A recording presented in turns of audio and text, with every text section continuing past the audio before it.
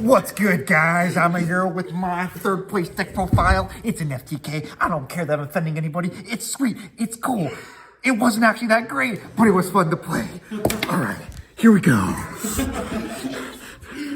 Starting with the main deck. The GOAT cards. Yeah, so we got the GOAT cards. Yeah, we got Gandalf, we got Sam, we got Frodo, and we got Tasmi. And of course, Foodin. Foodin, yeah, Tasmi. That's one of the greatest lines from the scene. Don't tell the elf. Tasmi, don't tell the elf. Okay, all right, so actually, okay, I played an FTK deck. It's Warrior Hodge-podge. I played Warrior Hodge-podge in year 2, which was basically the very first time I ever played Yu-Gi-Oh! And I wanted to do that for year 10 as like an homage to year 2. It was really fun. I don't think I actually played one card from that same list except for Reinforcement of the Army, but it still worked out. It was really fun. It's a Cyber Stein FTK. I think though, I mean, this is really boastful of me to say, I think it's the best one. Like I looked on the line for some other ones after I created the combo that I found, and I didn't think anything was as optimal as what I did, which makes you think maybe I did something illegal. But I don't think I did, because no one said anything. So yeah, I think we're gonna play with it out. All right, here we go. Made it so 60 cards. We're gonna start with the Phantom Knight engine, 3 Torn Scales, 2 Cloak, 2 Boots, and then of course the 3 Shade Brigandine. If you open up Torn Scales in any other card, that is combo uninterrupted, which is sweet. So you have a 1.5 card combo. The same thing with Cloak as well. Cloak is a really strong normal summon. The fact that Boots can special summon itself if you control any of these, or if you control a Shade Brigandine is awesome. This is level 4, which is important.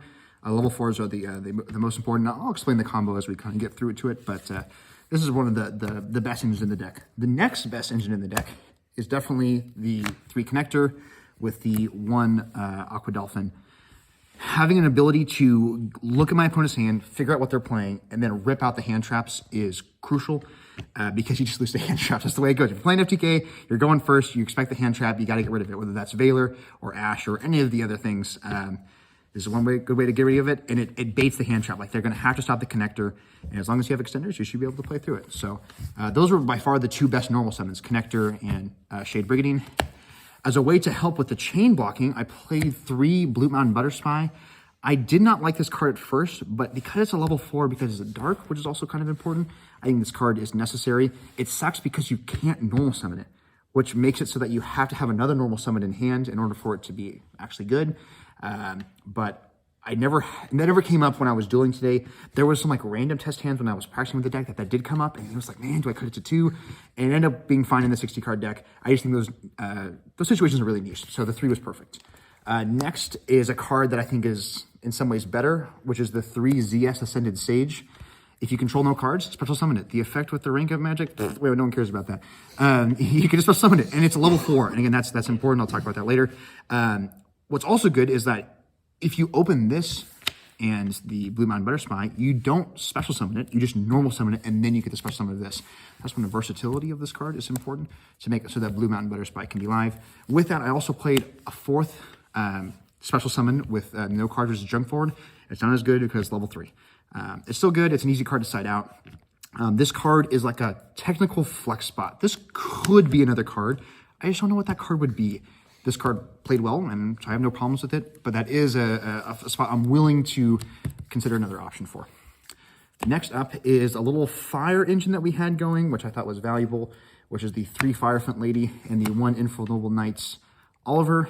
The Firefront Lady can special summon itself if you control a warrior monster, but can also be normal summoned. So again, if you can normal summon it and then special summon the Mountain Butter Spy if you have that in your hands.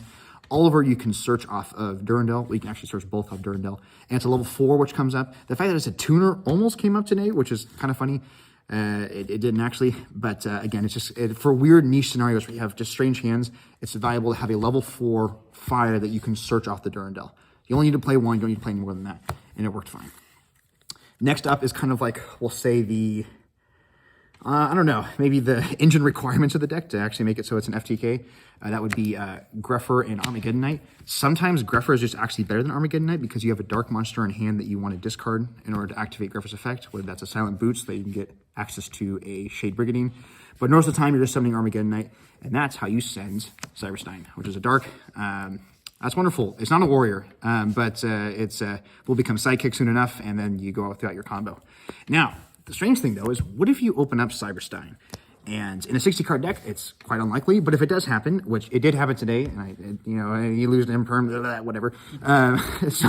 No big deal. But if you do open Cyber Stein, what do you need to do? Well, you Cyber Stein effects and you summon Destiny Hero Dangerous from the extra deck, and that allows you to send one copy of Malicious. The Malicious then gets the other Malicious, that's 2 level 6s, which is actually not really important. It's the fact that you have 2 Warriors, that's how you get into Isolde, and you go through your plays that way. So there is a way to do it. The Malicious in that sense is really actually, you're playing 2 bricks per se for the 1 card just in case you open it. But there are times when you open the Malicious with the Dark Grepher, or you discard it off of the Torn Scales effect, and now you have an extra Warrior that you can get to. So overall, like, you don't really want to see it in your opening hand, but sometimes you see it in your opening hand and it's okay. Yeah, some people argue this should be the only card on the semi-limited list, which is fine, but it serves the need just in case you open up Cyber Stein. Then also with that, and going through that combo, you need Infernoble Knight Renaud, because instead of sending 4 equip spells for Armageddon Knight, you just send 1, which would be the we'll get to that later, and then you because you summon Renaud, you get to add that equip spell to the hand, attached to Cyber Stein, and it works out well that way. So. It also works if you control a Firefant Lady, you can spell summon it because you can spell summon it if you control a Fire Warrior monster. Would be better if it was level 4, but because it's level 1, it makes it work with a Cyber Stein combo. So that's kind of cool. And then the last card, which is like the only, I hate drawing this card, but you can still play if you draw it, and that's Violent Sphere. That's how you are able to equip the necessary equip spell to Cyber Stein, because you can still play if you draw it, because Helka Firebex allows you to spell summon from the hand. That's all for the monsters. Off to the spells. These are the equip spells. So, of course, the Telekinetic Charging Cell, Living Fossil, Divine Sword Phoenix Blade, and Sword of Deep-Seated. This 4th slot here is kind of a flex spot, per se, but this one's really cool because no matter when it's sent to graveyard, it's automatically put on top of the deck, which means that even if you open this and any of these 3, well, actually, if you open this, you're doing just fine. But if you open this and one of these 2, you can equip it before you go into Isolde. It gets sent to the grave, goes back into the deck, and then when you Isolde effect, it's in deck, which is great. Living Fossil is wonderful. It's Monster Reborn. Can't complain about that. And the last equip spell is the 3 Durandal. Because it can search your warrior monsters, you might as well just play 3 of it. And then it becomes your, like, extra, your 5th equip spell just in case you draw one. So with these 5, you shouldn't break on equip spells. Shouldn't. I did happen to do that once today in a key moment, but that's just the way it goes. If you play the FTK, you sometimes you get some bad juju, but what are you supposed to do? So those are the equip spells. I think those are great. I don't think there's a better equip spell to play than those. Some people I guess you could play DDR, that's just a generically good one, but it requires a discard, and you're not always really going to your banished cards to get stuff. Usually everything is in your graveyard that you need, but I could see the argument for that. Moving on from there, we're going to the more extenders. Ready Fusion, fantastic. Summons Carbonell Warrior from the extra deck, level 4 Warrior. You pay the 1,000, you make it work. Because it's a normal spell, you can set it before you activate it, and there's some niche plays where that's important. And then the addition to that is Instant Fusion. Instant Fusion's awesome because you can summon the Carbonell Warrior in hands that you need to, but you can also summon Millenniumize Restrict, which just stops hand traps for the turn. So this is an incredibly versatile card. It's one of the best cards in the deck. Unfortunately, it's a one of. And in a 60-card deck, it makes it impossible to see, but I did see it a few times today, and it helps when I saw it. Moving on into more power one-ofs. Reinforcers of the Army. Yeah, let's go. Monster Reborn, other fantastic card. Foolish Burial to work in with the Phantom Knight stuff. And then the one card that I cite out every single time, this is for sure Flex Bart, and that is Sky Striker Mecha Hornet Drones. Just to say Sky Striker hurts me. I'm embarrassed that this is even in my deck list. I'm sorry. I hate Striker, but it's a warrior monster, and it's a free special summon. It is a token, though, so you can't XYZ summon with it, but it does work. I had actually an Engage here to search it, and there was actually a full Striker package I was playing, which allows you to search, what's the card? Eagle Booster, so that if you just have an Isolde, and then they negate the Isolde, then you Eagle Booster them, because you have no monsters in your main monster zone. Yeah, that's kind of spicy, but they're Striker cards, and everyone hates Striker. Put Engage back to bans, okay? May Eternal format be ever dead. I don't want it to be Eternal. Freaking sucks. Okay, moving on to the no Colossus, no Orcus, no, none of that. That's all freaking garbage stuff, okay? FTKs for the win, all right? That's what I played during that format. I have no problem with it. All right, now going on to probably the spiciest part of the deck, or the part that makes this deck valuable, the anti-hand trap stuff. Of course, the one Call by the Grave, the package of 5, 2 Drag Down by the Grave, and 3 Exchange. Exchange is just better than Drag Down. But these are awesome. Resolving exchange is like, it just puts a smile on my face. It's just like, you know, you feel bad for the opponent. Like, oh yeah, I read that you had the Veiler there. That sucks to suck. Yeah, can I have it, please? Yeah, thank you very much. Or Nibiru. Oh my gosh, taking Nibiru out of someone's hand. Yeah, that's one of the best moments of all time. So yeah, that's 1, 2, 3, 4, 5, 6, and then the last 3 is the cross-out designator. I didn't really want to play this card because you had to play the hand traps in order for it to make it valuable. And I didn't know what people were playing because we didn't announce our decks ahead of time, at least until the night before. And so I was like, hey man, what hand traps am I expecting? So these are the 4 hand traps I played. Ash, Veiler, Ghost Ogre, and Imperm. Ghost Ogre was by far the worst. No one played it. I almost made this a Gamma. Because I was thinking like, man, Gamma's so good. And then I thought, if I draw Gamma and I'm not playing Driver, I'm actually like, I might just, you know, find the nearest bridge. And this might be like one of those scenarios. And I thought, you know what, like I'll just play the Ogre. And then when I saw the Ogre and I was like, oh, I want to activate the Ogre. Man, this hand trap actually sucks. No wonder no one's playing it. So this probably should have been a different hand trap. Honestly, it could have just been 3 and then I could have played this into another Warrior Extender. Or maybe this could have been a 3rd Dragon by the Grave. So there's definitely some options there, but overall it worked. I didn't actually really see Cross-out Designator as much as I wanted to. I saw Exchange a lot, which was just awesome. That was the best. But that's the main deck. That's all 60. I thought it was a pretty tight 60 overall. Like, I mean, there's other cards that you could play, but I loved it. That was a great 60. Moving on to the extra deck, and I'm going to put them in order of how the combo works. First, you want to summon Issol. This is the Hardened Soul of the deck. You hand trap this. You move to the scoop phase. All right, next card, Dugaris. This is why you need the level 4s, because you need 2 level 4s. You off of the Issol, you summon the Armageddon Knight or the Dark Refer. If you have another level 4, that's when you summon to Dugaris. The Armageddon Knight sends a Cyber Stein. You shuttle summon back the Cyber Stein with Dugaris. Cyber Stein special summons Sea Monster of Theseus, best card of 2017. It is a tuner. That's the only thing that matters about this card. With that, you summon Greatron Hakofibrax. Hakofibrax effect, that's how you get your Vylon Sphere. Then you link those 2 cards into Reproductus. Reproductus, you have to make sure that the Cyber Stein's in the correct zone. When it points down to it, you make sure it's Psychic, and then you use the sphere attached to the Cyber Stein. Yeah, all cool stuff. Link that all the way off into Access Code Talker. This functions 2 roles. It clears everything in order for the combo to work, but also going second Access Code Talker is amazing. So that's pretty good. Then the first of many burn cards. Ancient Gear Howitzer, just burn for 1,000. That's all it says, which is wonderful. Sometimes you can summon this before the Access Code Talker and then remove all that stuff away. And then the main heart and soul of the burn stuff, the 3 Blaze Phoenix. You end up with 8 cards on field when you add back the Divine Sword Phoenix Blade. You set that for 8 cards. That burns for 24, 48, 72, plus the 1,000 off Howitzer. That's 82. And that's how you FTK. The last cards here in the extra deck is the 1 Carbonella Warrior, which I mentioned with Ready Fusion and Instant Fusion. Same with Lemillion Eyes Restrict.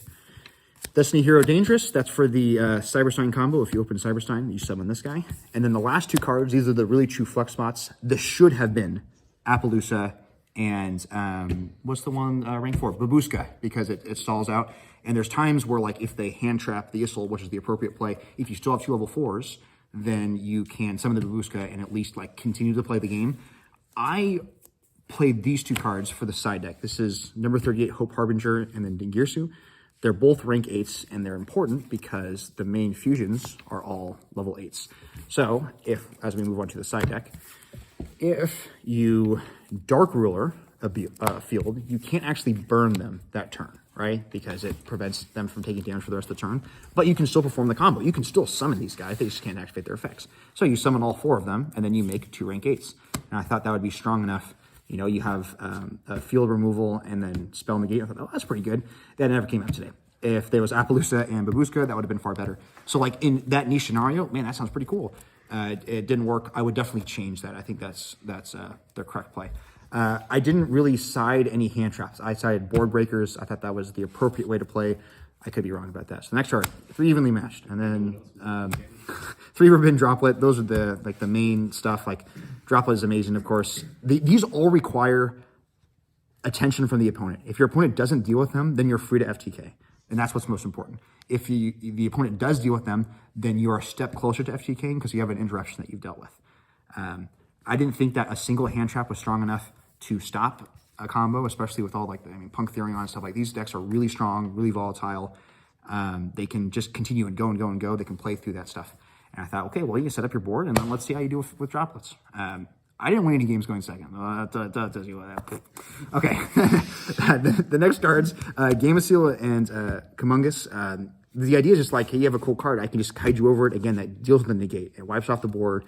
It's not a card like Regeki, which could be negated. You just deal with the negate. You don't have to worry about it anymore. Which, of course, why Droplet's good and why Dark Blue No More is good, because they can't respond to it. Next card, Pinkertops.